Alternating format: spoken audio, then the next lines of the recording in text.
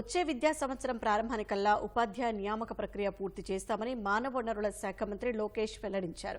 Assembly ప్రశ్నోత్తరాల్లో డీఎస్సీపై సభ్యులు అడిగిన ప్రశ్నకు ఆయన సమాధానమిచ్చారు. ఉపాధ్యాయులకు బోధనేతర విధులేవి ఉండబోమని, వైసీపీ హయాంలో వారిపై పెట్టిన అక్రమ కేసులను ఎత్తేస్తామని లోకేష్ చెప్పారు.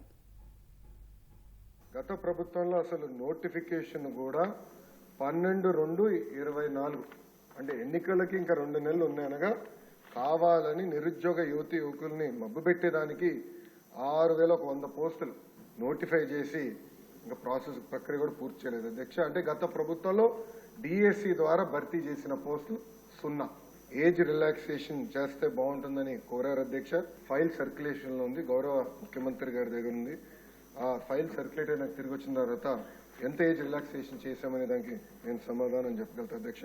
నేను అనుకుంటాం నెక్స్ట్ అకాడమిక్ ఇయర్ ప్రారంభమైన 1 నెల అటు ఇటుగా డిఎస్సి పూర్తి చేయాలనే లక్ష్యంగా మేమందరం పనిచేస్తున్నాం అధ్యక్ష. 1994 నుంచి డిఎస్సి పైన పడిన కేసులన్నీ వివరాలు మేము తెప్పించుకుని ఎందుకు పడింది, దానివల్ల ఎందుకు డిఎస్సి లేట్ అయింది, అది జరగకుండా పకడ్బందీగా జియో ఇవ్వాలి, నోటిఫికేషన్ ఇవ్వాలనే లక్ష్యంతో మేము పనిచేస్తున్నాం. గత ప్రభుత్వంలో అధ్యక్ష సుమారుగా 6 లక్షల మంది విద్యార్థులు ప్రభుత్వ పాఠశాలలో తగ్గిపోయారు అధ్యక్ష. ఇది ఆందోళనకరమైన పరిస్థితి.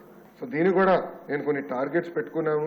జియో 117కి ఆల్టర్నేటివ్ తీసుకురావాల లక్ష్యంతో ఆల్రెడీ మేము పనిచేస్తున్నాం అధ్యక్ష. గత ప్రభుత్వం లాగా ఉపాధ్యాయుల కోసం తలుపులు మేము మూసేలేదు అధ్యక్ష.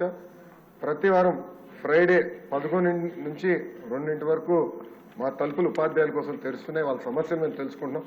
ఒకవేళ వాళ్ళు రాకపోతే మా కమిషనర్ గారే సంఘానికి ఫోన్ చేసి మీరు ఎందుకు రాలేదు, మీకు టైం ఇచ్చాం కదా అని ఉల్టా మేమే ప్రశ్న అడిగి వాళ్ళని కూర్చోబెట్టుకుని, ఎందుకంటే మేము కూడా చాలా నేర్చుకోవాల్సిన అవసరం ఉంది అధ్యక్ష. ఎందుకంటే ఫీల్డ్లో ఉండేది ఉపాధ్యాయులు, ఫీల్డ్ రియాలిటీలు తెలుసుకోవాలంటే కంపల్సరీ ఉపాధ్యాయులతో మాట్లాడాల్సిన అవసరం ఉంది.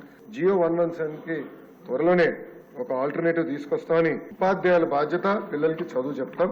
ఇన్ఫ్రాస్ట్రక్చర్ మానిటరింగ్ మేనేజ్మెంట్ మొత్తం ఇతర రాష్ట్రాల ఎస్టేట్ మేనేజర్స్ అనే పేరుతో అది మానిటర్ చేస్తున్నారు అధ్యక్ష. అట్లా ఒక ఆల్టర్నేటివ్ తీసుకురావాల లక్ష్యంతో మేము పనిచేస్తున్నాం. ఇప్పటికీ బాత్రూమ్ ఫోటోలు ఇవన్నీ కూడా ఉపాధ్యాయుల బాధ్యత కాదని చాలా స్పష్టంగా నేను చెప్తాం జరిగింది అధ్యక్ష. ఉపాధ్యాయుల పైన వాళ్ళు ధర్నాలు చేసినప్పుడు అనేక కేసులు గత ప్రభుత్వం పెట్టింది.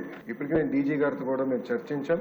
ఆ కేసులు కూడా త్వరలోనే మన ప్రభుత్వం తీయబోతుందని సభాముఖంగా ఉపాధ్యాయులందరూ నేను ఆలోచిస్తున్నాను.